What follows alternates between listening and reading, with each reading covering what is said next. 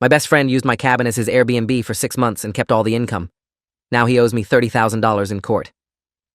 The property tax bill arrived on a Wednesday in September, forwarded from my parents' old address in Boulder Creek, where the cabin had been their weekend retreat for 20 years before they'd retired to Arizona. The amount was higher than I'd expected, nearly $4,000, but what caught my attention was the separate assessment notice attached. The county had reclassified the property from residential to commercial use, based on reported rental activity exceeding 90 days annually. I read the notice 3 times, trying to make sense of it. The cabin had been sitting empty since my parents moved.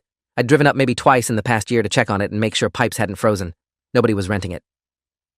Nobody was using it at all except for the occasional weekend when I needed to escape the city. I called the county assessor's office and spoke with a clerk named Patricia, who pulled up the property records.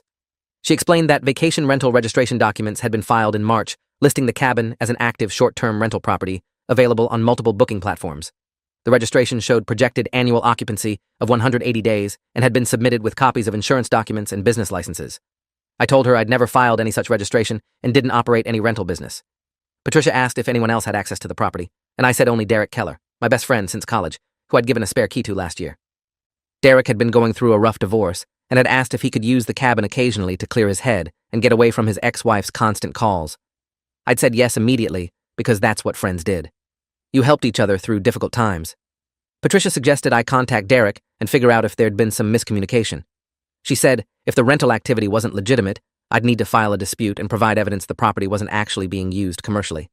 I texted Derek asking if he knew anything about rental registrations for the cabin. He responded an hour later saying he wasn't sure what I meant but would call me later to talk. He didn't call. I waited until evening and then drove to his apartment in Oakland, a ground-floor unit in a converted Victorian where he'd moved after his wife got their house in the divorce settlement. Derek answered the door in gym clothes, looking surprised to see me. He said he'd been meaning to call back but had gotten caught up in meetings at work. I asked him directly if he'd registered my cabin as a rental property with the county. Derek's face went through several expressions in quick succession. Confusion, then recognition, then something that looked like calculation. He said yeah, actually, he'd meant to talk to me about that. He said he'd been staying at the cabin pretty regularly, and a few of his friends had asked if they could rent it for weekends. He said he'd figured since I wasn't using the place anyway, it made sense to let people book it and generate some income. He said he'd been planning to split the profits with me once things got more established. I asked how long this had been going on, and Derek said maybe a few months. He said it wasn't a big operation, just occasional bookings through Airbnb when people were looking for places near Santa Cruz. He said he'd handled all the cleaning and maintenance himself, so there was no burden on me. I asked why he hadn't mentioned any of this before, and Derek got defensive. He said he'd tried to bring it up a couple times, but I'd always seemed distracted or busy. He said he hadn't thought it was a big deal since the cabin was just sitting empty collecting dust. He said he'd actually been doing me a favor by keeping the place maintained and generating revenue instead of letting it sit unused. I told him I needed to see the rental records and financials because the county had reclassified my property taxes based on his activity. Derek said sure, he'd pull everything together and send it over. He said he'd been keeping detailed spreadsheets tracking all the bookings and expenses. He said once I saw the numbers, I'd realize he'd been running a tight operation that was actually benefiting both of us. I left feeling unsettled but not yet alarmed. Derek and I had been friends for 15 years. We'd met freshman year at UC Berkeley and had stayed close through college, career changes, his marriage, and my various relationships. We'd traveled together, been in each other's weddings when he'd married Leslie, spent countless weekends hiking and camping. He'd been the person I'd called when my father died suddenly 3 years ago. I'd been the person he'd called when Leslie asked for a divorce, and he'd found out she'd been having an affair with her tennis instructor. We had history and trust, and shared experiences that made me want to believe his story about casual rentals and good intentions. But something felt wrong. The rental registration had been filed in March, 6 months ago, not just a few months. And if he'd really been planning to split profits with me, why hadn't he sent a single payment or even mentioned the bookings until I'd confronted him? I got home and immediately searched Airbnb for my cabin's address. The listing appeared immediately with 43 reviews spanning back to March. The photos showed my parents' cabin but looked professionally shot with staging I didn't recognize. New furniture appeared in some shots. The kitchen had been renovated with updated appliances I'd never seen. The listing description called it a luxury mountain retreat with modern amenities and advertised accommodations for up to 8 guests. The nightly rate was listed at $375 with a 2-night minimum. I scrolled through the reviews, reading comments from guests who'd stayed for weekend getaways, family reunions, and birthday celebrations. People praised the hot tub I didn't know existed, the fire pit in the backyard that had never been there before, and the game room with pool table that definitely wasn't part of my parents' modest 2-bedroom cabin. Several reviews mentioned the responsive host named Derek, who'd provided excellent recommendations for local restaurants and hiking trails. One review from July included photos taken inside the cabin showing the new furniture, the hot tub on the deck, and what looked like a completely remodeled bathroom. I felt my stomach drop as I calculated rough numbers. $375 per night with a 2-night minimum meant each booking was generating at least $750. The calendar showed the cabin had been booked nearly every weekend since March, plus many weekdays during summer. I opened a spreadsheet and started tracking the visible bookings based on review dates and calendar availability. March had at least 4 bookings. April had 6. May through August showed nearly continuous occupancy with only occasional gaps between reservations. Conservative estimates put total bookings at more than 70 nights over 6 months. At $750 minimum per booking, Derek had generated at least $50,000 in revenue from my property. $50,000 he'd never mentioned or offered to share, despite claiming he'd planned to split profits. I took screenshots of everything: the listing, the reviews, the photos, the pricing, the calendar. I saved them all to a folder on my desktop and in cloud storage. Then I searched for my cabin on VRBO and found a second listing there with a different title but the same photos and description. That listing had 21 additional reviews and showed similar occupancy rates. Derek wasn't running a casual side operation. He'd built a full-scale vacation rental business using my property without my knowledge or permission. I called him immediately, and he answered on the 5th ring, sounding annoyed. I told him I'd found the Airbnb and VRBO listings showing months of rentals at premium prices. I told him the reviews and photos showed he'd renovated my cabin and installed amenities I'd never approved. I asked how much money he'd made from my property over the past 6 months. Derek was quiet for several seconds before responding. He said the listings had done better than expected, and he'd been meaning to have a real conversation with me about making this official. He said he'd invested his own money into improvements that increased the property value and rental income. He said the hot tub and renovations had cost him over $15,000. He said if I calculated his expenses and labor managing the bookings and cleaning, the net profit was actually much smaller than the gross revenue made it appear. I asked him again how much total revenue he'd collected. Derek said he'd need to check his records, but probably somewhere around $60,000 before expenses. $60,000. From my property, without my permission. While he'd been telling me he was using it occasionally to decompress from his divorce. I told Derek I wanted every dollar of that revenue transferred to my account immediately. He laughed, actually laughed, and said that wasn't how business partnerships worked. He said he'd put in sweat equity and capital improvements that entitled him to a significant share of profits. He said if I wanted to dissolve the partnership, we'd need to calculate fair compensation for his contributions. I said there was no partnership because I'd never agreed to any of this. He said I'd given him a key and permission to use the cabin. He said letting him use it implied acceptance of however he chose to utilize the space. He said I'd been negligent in managing the property, and he'd stepped up to create value where I'd let an asset sit idle. The legal language in his response made me realize this wasn't spontaneous justification. Derek had thought about this conversation and prepared arguments. He'd known eventually I'd discover what he was doing, and he'd constructed a defensive framework to protect himself. I told him he had 24 hours to send me a complete accounting of all bookings, revenue, and expenses, or I'd be contacting a lawyer. Derek said fine, he'd send documentation, but I should prepare to have a reasonable conversation about fair compensation instead of making threats. The email arrived the next morning with a PDF attachment titled Cabin Rental Business Overview. I opened it expecting detailed financial records. Instead, I found a 3-page document that looked like a pitch deck for a startup. The first page showed the Airbnb and VRBO listings with key metrics highlighted. Total bookings, 87. Total revenue, $63,400. Average nightly rate, $365. Average occupancy per booking, 2.4 nights. Guest satisfaction rating, 4.9 out of 5 stars. The second page listed expenses Derek claimed to have incurred. Hot tub purchase and installation, $11,000. Bathroom renovation, $8,000. Furniture and decor, $4,000. Cleaning supplies and services, $3,000. Platform fees and insurance, $2,000. Utilities and maintenance, $1,000. Total investment, $29,000. The third page presented Derek's proposed profit-sharing structure. He'd calculated net profit as $34,000 after his expenses. He proposed a 70-30 split, giving me 30% as the property owner and himself 70% as the operating partner who'd built and managed the business. That would give me roughly $10,000, while he kept $24,000. I read the document twice, trying to control my rage. Derek had framed massive theft and fraud as a business opportunity I should feel grateful to participate in. He'd spent nearly $30,000 making unauthorized renovations to my property, and now claimed those expenditures entitled him to keep most of the revenue generated from illegally renting my cabin. The document even included a section about future growth potential and how we could scale to year-round bookings generating over $150,000 annually if I agreed to formalize our partnership. I called a real estate attorney whose office was in downtown San Francisco, a woman named Julia Mendez, who'd handled my parents' estate planning years ago. Julia remembered me and said she had time that afternoon if I could come in. I printed Derek's email and the documentation I'd gathered and drove into the city. Julia's office overlooked Market Street with floor-to-ceiling windows and modern furniture that suggested her practice was doing well. She listened to my entire story without interrupting, occasionally making notes on a legal pad. When I finished, she asked to see all the documentation. She spent 20 minutes reviewing the Airbnb listings, the reviews, the photos, Derek's financial overview, and the county tax reassessment notice. Julia looked up and said what Derek had done was called conversion, the unauthorized use of someone else's property for personal benefit. She said it was both a civil tort and potentially criminal theft, depending on the amounts involved.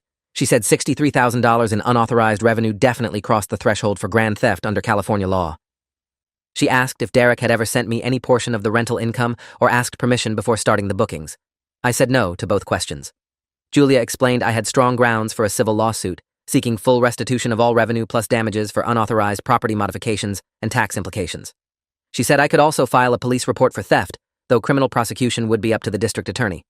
She asked if I wanted to try negotiating with Derek first, or move straight to legal action. I said I'd already tried talking to him, and he'd responded with a business proposal claiming he deserved most of the money. Julia nodded and said that made the situation clear. Derek wasn't confused about boundaries or operating under some misunderstanding. He deliberately built a business using my property and was now trying to retroactively legitimize his theft. She said she'd draft a cease and desist letter demanding Derek immediately stop all rental activity, transfer all revenue to me, and provide complete financial records including bank statements proving how much he'd actually collected. She said we should also demand he remove the hot tub and reverse any unauthorized renovations, though practically speaking we might let those slide if he paid full restitution. She quoted $10,000 to handle the demand letter and initial negotiations, with additional fees if this went to litigation. I authorized everything and left her office feeling like I'd finally taken concrete action. The letter went out via certified mail 2 days later. Derek signed for it on a Thursday afternoon according to the tracking information. He called me 6 hours later angrier than I'd ever heard him. He said Julia's letter was insulting and aggressive and full of legal threats that weren't warranted given our friendship. He said I was treating him like a criminal instead of a partner who'd been trying to help. He said the improvements he'd made to the cabin had increased its value by at least $50,000, and I should be thanking him instead of threatening lawsuits. I said he'd stolen $60,000 from me by illegally renting my property without permission. Derek said I kept using the word stolen like he'd broken into my house and taken cash from a drawer. He said he'd used a resource I was wasting and created value through his entrepreneurial effort. He said if I didn't understand the difference between theft and value creation, then I had no business owning property. He said Leslie had been right when she'd said I was rigid and couldn't see opportunities when they were handed to me. The comment about his ex-wife felt like a deliberate low blow. I ended the call without responding. 3 days passed with no compliance from Derek. The Airbnb and VRBO listings remained active.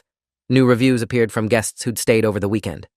Julia sent a follow-up letter stating that Derek's failure to cease rental operations constituted willful defiance of legal demands, and we'd be filing a civil complaint in Superior Court. She filed the lawsuit on a Monday in early October. The complaint sought $63,000 in restitution for unauthorized rental revenue, $35,000 in damages for property tax increases and unauthorized modifications, and attorney's fees. The total demand was $98,000. Derek was served with the complaint by a process server who found him at his apartment. He called me that evening from a number I didn't recognize. I answered without thinking and immediately regretted it when I heard his voice. Derek said filing a lawsuit was the most vindictive thing I'd ever done and proved I cared more about money than 15 years of friendship. He said he'd been there for me through every difficult moment in my adult life, and this was how I repaid his loyalty. He said he'd borrowed money from his parents to install that hot tub because he'd thought it would increase bookings and generate income we could both benefit from. He said he'd maxed out credit cards to buy the new furniture and pay for the bathroom renovation. He said he was barely breaking even after expenses, and now I was trying to take everything and destroy him financially. I asked if he'd considered that maybe he shouldn't have spent thousands of dollars renovating someone else's property without asking. Derek said he'd tried to talk to me multiple times, but I'd been too busy with work and my own life to pay attention to opportunities. He said if I'd been more engaged with the property, I would have known what was happening, and we could have structured this properly from the beginning. He was blaming me for his fraud. I hung up and blocked his number. Julia called the next day saying Derek had hired an attorney named Philip Cortez, who'd sent an initial response to the complaint. Philip's letter claimed Derek had implied permission to use the cabin based on my gift of a key and verbal authorization to stay there whenever he needed. The letter argued Derek's rental activity was a reasonable extension of that permission, and he'd acted in good faith believing I'd be pleased by the income generation. The letter disputed the claimed damages and argued Derek's improvements had actually increased my property value beyond any tax implications. Philip requested we enter mediation to resolve the dispute without costly litigation. Julia said mediation could work if Derek was willing to pay substantial restitution, but the letter's tone suggested he was going to fight rather than settle. She recommended we move forward with discovery to gather bank records proving exactly how much Derek had collected. The discovery process took weeks. Julia subpoenaed Derek's bank records, his Airbnb and VRBO account statements, credit card statements for the renovations, and communications with guests. Derek fought the subpoenas, claiming they violated his privacy and exceeded the scope of the complaint. The judge denied his objections and ordered full compliance. When the documents finally arrived in November, they revealed the situation was even worse than I'd known. Derek's bank records showed deposits totaling $78,000 from Airbnb and VRBO between March and September. Not $63,000 like he'd claimed. He'd underreported revenue by $15,000. The credit card statements showed he'd spent $32,000 on renovations, confirming his expense claims were roughly accurate. But the bank records also showed regular cash withdrawals totaling about $12,000 that weren't explained by any documented expenses. When Julia deposed Derek in December, she asked about those cash withdrawals. Derek said they were for cleaning services and minor repairs he'd paid workers under the table. Julia asked for receipts or names of the workers. Derek said he didn't keep detailed records for small cash transactions. Julia asked if it was true that Derek had also been staying at the cabin himself on weekends when it wasn't booked and using it as his personal vacation home. Derek admitted he'd stayed there occasionally, but said that was part of managing the property and being available to handle any guest emergencies. Julia asked if he'd ever paid himself any portion of the rental revenue as compensation for managing the bookings. Derek said no, the profit split he'd proposed in his email was meant to serve as his compensation. Julia asked why he'd never sent me any money, despite claiming he'd always intended to share profits. Derek said he'd been waiting to establish a consistent revenue pattern before starting distributions. He said he'd planned to surprise me with a check for several $1,000s once the business was stable and profitable. Julia asked why he'd continued accepting new bookings after receiving her cease and desist letter. Derek said his lawyer had advised him that the letter's demands were excessive and he didn't need to comply until a court ordered him to stop. Julia asked how much total revenue he'd collected since receiving the cease and desist. Derek admitted it was approximately $8,000 from 6 additional bookings. That brought his total unauthorized revenue to $86,000. Julia filed an amended complaint seeking the increased amount plus additional damages for willful defiance of legal demands. The judge scheduled a hearing for January to consider a preliminary injunction, forcing Derek to immediately cease all rental activity pending trial. I attended the hearing sitting in the gallery while Julia presented our evidence. She showed the timeline of Derek's activity, the bank records proving he'd collected $86,000, the proof he'd underreported revenue, and the evidence he'd continued renting after being ordered to stop. Philip argued that Derek had made good faith improvements to my property and deserved compensation for his entrepreneurial efforts. He said Derek had transformed an unused cabin into a thriving vacation rental that benefited both parties. He said forcing Derek to surrender all revenue would unjustly enrich me while punishing Derek for taking initiative. The judge listened to both arguments and then asked Derek a single question. Had he ever asked my explicit permission to rent the cabin commercially before starting the Airbnb listings? Derek said no, but argued he'd believed implied permission existed based on our friendship. The judge said belief in implied permission didn't create legal authority to conduct commercial operations on someone else's property. He granted the preliminary injunction ordering Derek to immediately cease all rental activity, cancel existing reservations, and remove the Airbnb and VRBO listings. He said Derek was prohibited from entering my property for any reason except to retrieve personal property under supervised conditions. He scheduled a trial date for March to determine final restitution amounts and damages. Walking out of the courthouse, I felt relieved, but also empty. This should have been a moment of victory, but instead, it just felt sad. Derek had destroyed our 15-year friendship over money, and now we were headed toward a trial where a judge would decide how much he owed me. I drove up to the cabin the next day for the first time since discovering Derek's scheme. I'd been avoiding it because I didn't want to see the changes he'd made without permission. The property looked different from the road. New gravel had been spread in the driveway. Landscape lighting lined the path to the front door. The cabin itself had been painted a different color, a deep gray instead of the brown stain my parents had maintained. Inside, everything had changed. The furniture I remembered from childhood was gone, replaced by modern pieces that looked expensive and staged. The kitchen had new granite countertops and stainless steel appliances. The bathroom had been completely remodeled with a walk-in shower and heated floors. The hot tub sat on a new deck Derek had apparently built without permits. I walked through each room feeling like I was touring a stranger's home. Derek had erased my family's history from this place and replaced it with a boutique hotel aesthetic designed to maximize rental income. My mother's vintage dishes were gone. My father's collection of hiking maps was missing from the wall. The bookshelf full of paperbacks we'd accumulated over decades had been replaced with decorative objects that had no personal meaning. I found myself getting angry all over again, not just about the money, but about the violation of memory and family history. Derek had treated my parents' beloved retreat as nothing more than an underutilized asset to be exploited for profit. I took photos documenting everything and sent them to Julia with a note explaining that Derek had discarded or removed family heirlooms without permission. Back at my apartment that evening, I received a Facebook message from Leslie, Derek's ex-wife, who I hadn't spoken with since their divorce. She said she'd heard through mutual friends about the lawsuit and wanted to tell me something I needed to know. She said when she and Derek were separating last year, she discovered he'd been secretly borrowing money from multiple friends and family members, claiming he was struggling with legal fees and couldn't afford his apartment. She said he'd collected at least $20,000 from various people with promises to pay them back once the divorce was finalized, and he sold some investments. He'd never paid anyone back. Leslie said she'd later learned Derek had no major investments to sell and had been lying about his financial situation to generate sympathy and free money. She said she'd tried to warn some of his friends, but most hadn't believed her because Derek was charming and convincing when he wanted to be.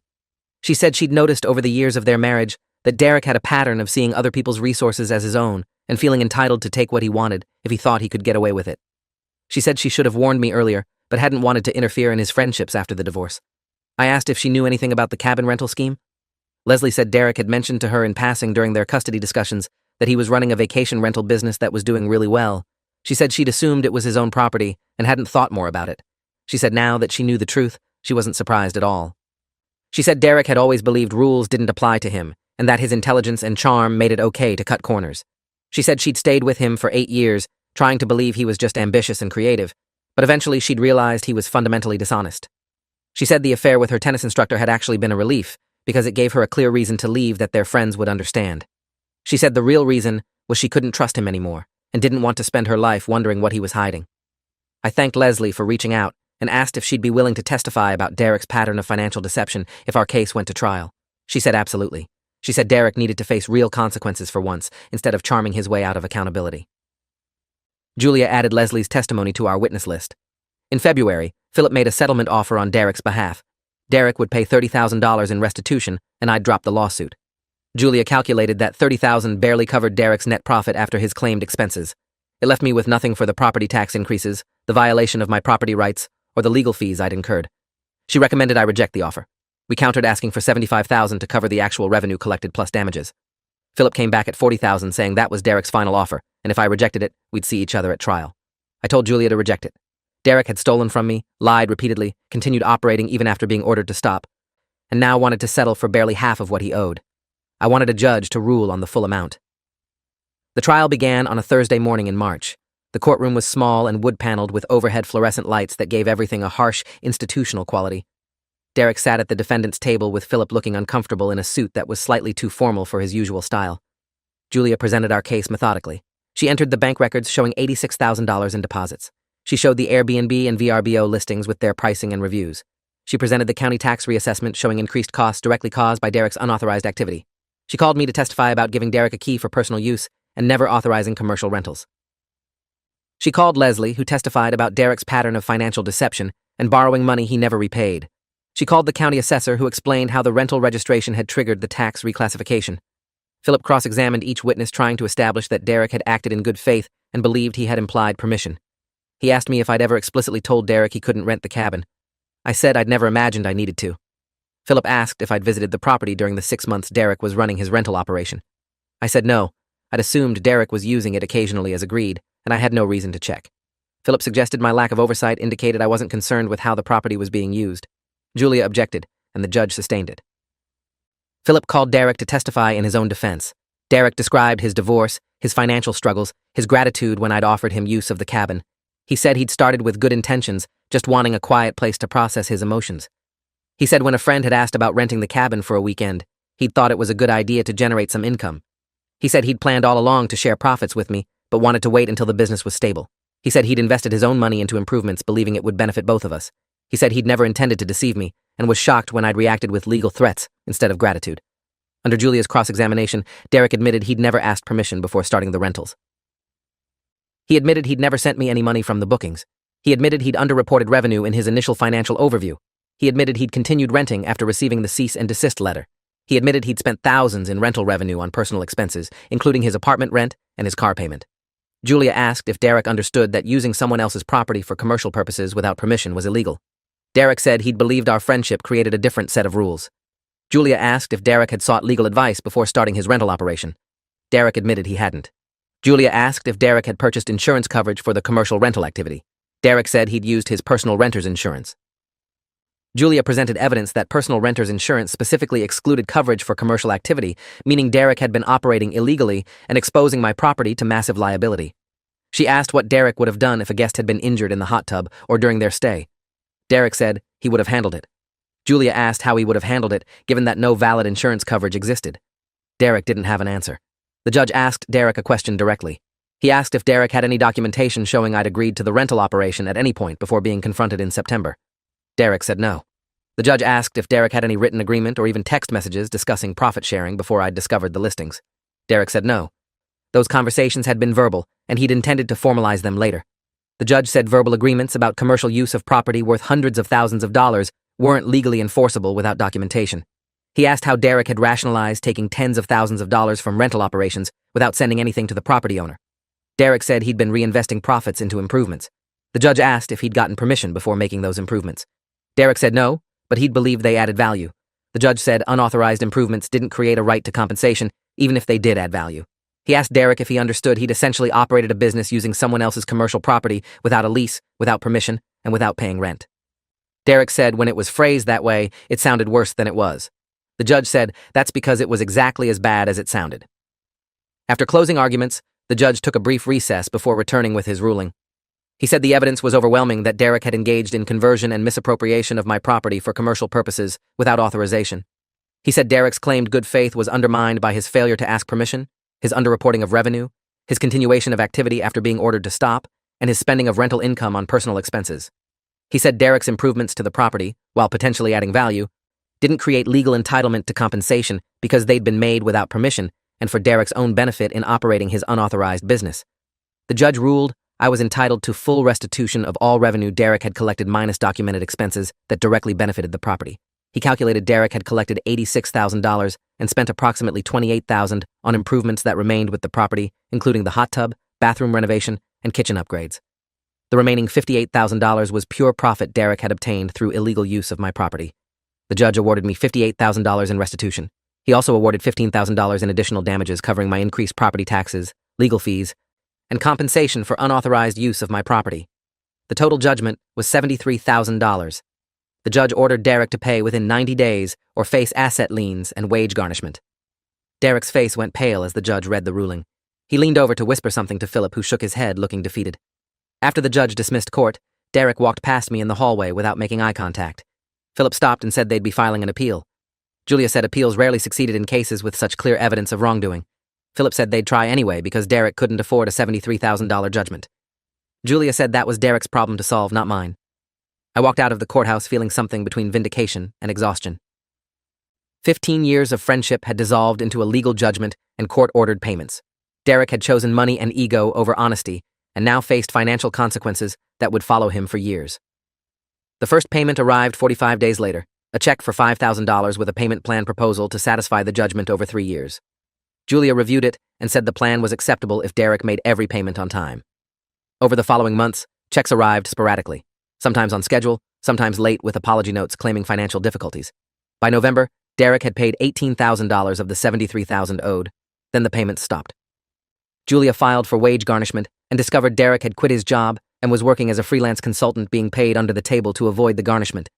She got a court order for a debtor's examination, forcing Derek to appear and explain his finances under oath.